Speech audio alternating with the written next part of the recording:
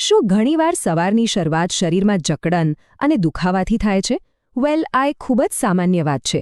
પણ કેવો રહે જો માત્ર 10 મિનિટમાં આ સમસ્યાને દૂર કરી શકાય અને આખા દિવસ માટે જબરદસ્ત એનર્જી મેળવી શકાય? આજે આપણે એવી જ એક સિમ્પલ પણ પાવરફુલ રૂટીન વિશે જાણીશું. ખબર છે, આ કોઈ એક વ્યક્તિની વાત નથી. લગભગ દરેક જણ સવારે ઉઠ્યા પછી થોડું સ્ટીફ ફીલ કરે છે. પણ ક્યારે વિચાર્યું છે કે આવું થાય છે કેમ? આની પાછળ કોઈ રોકેટ સાયન્સ નથી. એકદમ સિમ્પલ વિજ્ઞાન છે જે આપણા સાંધાઓ સાથે જોડાયેલું છે. તો જવાબ છે આ. આપણા સાંધાઓમાં સાઇનોવિયલ ફ્લુઇડ નામનું એક નેચરલ લુબ્રિકેન્ટ હોય છે. ચલો, આને આપણા શરીરનું એન્જિન ઓઇલ સમજીએ.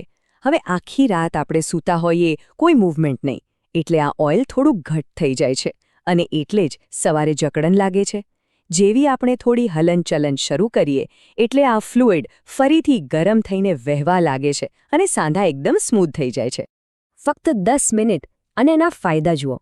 આ ખાલી સવારની જકડન દૂર કરવા માટે જ નથી. આનાથી તો પોશ્ચર સુધરે છે, ફ્લેક્સિબિલિટી વધે છે અને રોજબરોજના કામમાં જે નાની મોટી ઈજાઓ થતી હોય છે ને, એનાથી પણ બચી શકાય છે. અને હા, સૌથી મોટો બોનસ, મેન્ટલ ક્લેરિટી અને એનર્જી. આખો દિવસ એકદમ ફ્રેશ ફીલ થાય છે. તો ચાલો હવે એ 7 સિમ્પલ પણ સુપર ઇફેક્ટિવ મૂવ્સ જોઈએ. આને આપણી લાઇફ લોંગ મોબિલિટી માટેની એક પર્સનલ ટૂલકિટ જ સમજી લો. કોઈ કોમ્પ્લિકેટેડ એક્સરસાઇઝ નથી, બસ શરીરને દિવસ માટે તૈયાર કરવાની એકદમ સરળ રીતો છે. ઓકે, તો સૌથી પહેલી મૂવ છે કેટ કાઉ સ્ટ્રેચ. આ સ્ટ્રેચ આપણી કરોડરજ્જુ માટે જાણે સવારની ગરમ ગરમ ચા જેવું કામ કરે છે. આખી રાતની જકડનને એકદમ હળવેથી દૂર કરે છે અને ખાસ કરીને કમરના નીચેના ભાગને જગાડી દે છે. અને આ કરવું તો એકદમ સહેલું છે. બસ શ્વાસ પર ધ્યાન આપવાનું છે. જ્યારે શ્વાસ અંદર લો ત્યારે કાઓ પોઝિશનમાં આવો અને શ્વાસ બહાર કાઢો ત્યારે કેટ પોઝિશનમાં. આ જે રિધમ છે ને, એ કરોડરજ્જુના એક એક મણકાને ખોલી નાખે છે. આગળ વધીએ બીજી મૂવ પર, ડીપ સ્ક્વોટ હોલ્ડ. હવે જે લોકો આખો દિવસ ખુરશી પર બેસીને કામ કરે છે ને, એમના માટે તો આ બેસ્ટ છે. ઉઠક બેઠક એ આપણી એકદમ નેચરલ મૂવમેન્ટ છે, પણ આપણે એ ભૂલી ગયા છીએ. આ મૂવ આપણા જકડાઈ ગયેલા હિપ્સ અને ઘૂંટીઓને ફરીથી ખોલવાનું કામ કરે છે. અહીં એક વાતનું ખાસ ધ્યાન રાખવાનું છે. એડી જમીન પર જ રહેવી જોઈએ. શરૂઆતમાં કદાચ થોડું અઘરું લાગે તો કાંઈ વાંધો નહીં. ખુરશી કે દિવાલનો સપોર્ટ લઈ શકાય છે. સમય જતાં ફ્લેક્સિબિલિટી ચોક્કસ આવી જશે. ઓકે, હવે વારો છે હિપ્સને થોડી ગતિ આપવાનો. આપણું જે આખો દિવસનું બેઠાડું જીવન છે ને, એના કારણે હિપ્સ જકડાઈ જાય છે અને એની સીધી અસર આપણા ચાલવા પર અને બેલેન્સ પર પડે છે. તો આ સ્ટેન્ડિંગ લેગ સ્વિંગ્સ એ જ જકડનને તોડવા માટે એકદમ પરફેક્ટ ડાયનેમિક સ્ટ્રેચ છે. યાદ રાખજો, આમાં ધડને એકદમ સ્થિર રાખવાનું છે. પગને ઝટકાથી નહીં પણ એકદમ કંટ્રોલમાં આગળ પાછળ સ્વિંગ કરવાનું છે. આનાથી શું થશે? હિપ જોઇન્ટમાં બ્લડ સર્ક્યુલેશન વધશે અને તે ખુલશે. ચાલો હવે થોડું ઉપર આવીએ અને ખભા પર ફોકસ કરીએ.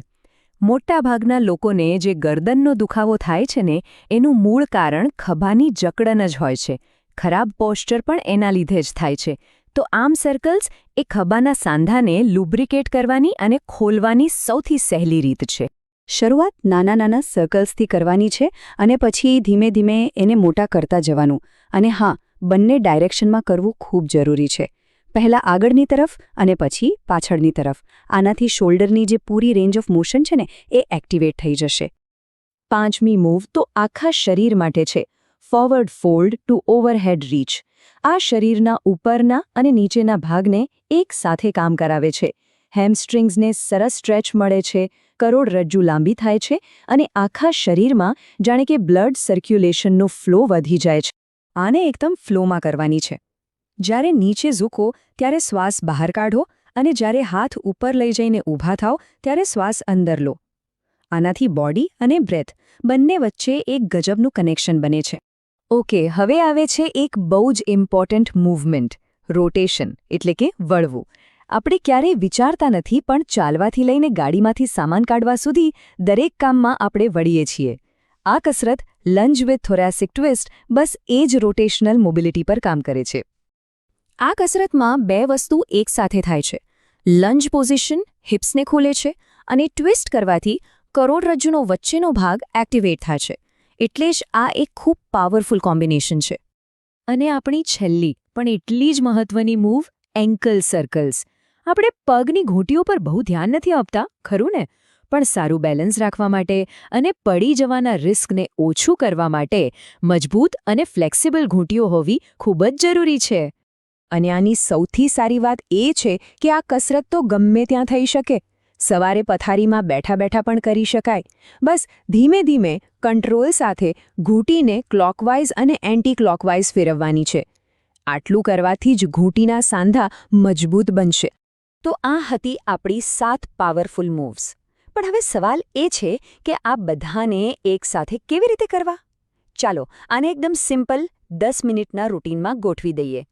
જુઓ, આ છે તમારું કમ્પ્લીટ 10 મિનિટનું મોર્નિંગ રૂટીન.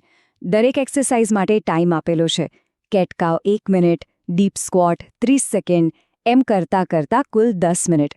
દિવસની શરૂઆત કરવા માટે આનાથી સારી રીત બીજી કઈ હોઈ શકે? ઓકે, રૂટીન તો મળી ગયું, પણ એને લાંબો સમય સુધી ટકાવી કેવી રીતે રાખવું? અહીં સફળતાની ચાવી એક જ છે: કન્સિસ્ટન્સી ઓવર ઇન્ટેન્સિટી. એટલે કે એક દિવસ બહુ બધું કરવા કરતાં દરરોજ થોડું થોડું કરવું એ વધારે ફાયદાકારક છે.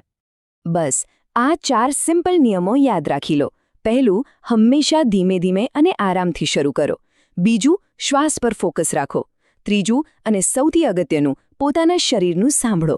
જો ક્યાંય પણ તીવ્ર દુખાવો થાય તો તરત જ અટકી જાઓ. અને ચોથું, રોજ કરો.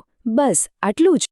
અને અંતમાં બસ આ એક વાત યાદ રાખજો: આ માત્ર 10 મિનિટની એક નાની આદત છે, પણ એ લાંબા ગાળે આત્મવિશ્વાસ, સ્વતંત્રતા અને સ્ફૂર્તિ આપશે.